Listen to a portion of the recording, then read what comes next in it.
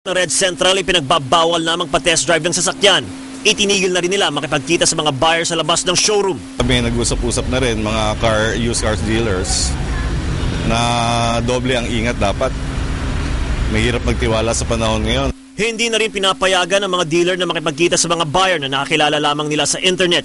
Inililista na rin nila ang lahat ng pumapasok sa showroom at balak na rin nila maglagay ng mga CCTV. Payo ng Highway Patrol Group sa car dealers, maging doble ingat. Humingi ng ID at picture ng potential buyer at hanggat maaari, huwag makipagkita sa mga buyer sa mga di kabisadong lugar. Kailangan kung magbenta sila, puntahan na lang kung saan yung lugar na mas safe siya.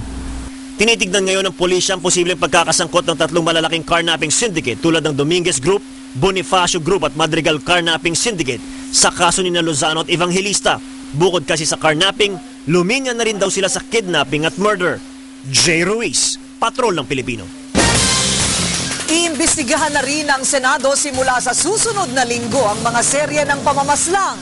Ayon kay Senate Committee on Public Order Chairman Gregorio Honasan, nakakaalarma na ang mga insidente ng pagpatay, lalo ang mga kaso ng pagpatay at pagsunog sa katawan ng mga car dealer. Iimbitahan sa pagdinig ang mga pangunahing opisyal ng PNP para malaman ang nagiging aksyon ng mga pulis sa mga kaso.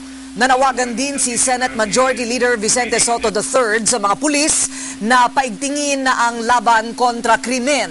Samantala, para kay Senador Miguel Zubiri, dapat nang isulong ang pagbabalik ng death penalty.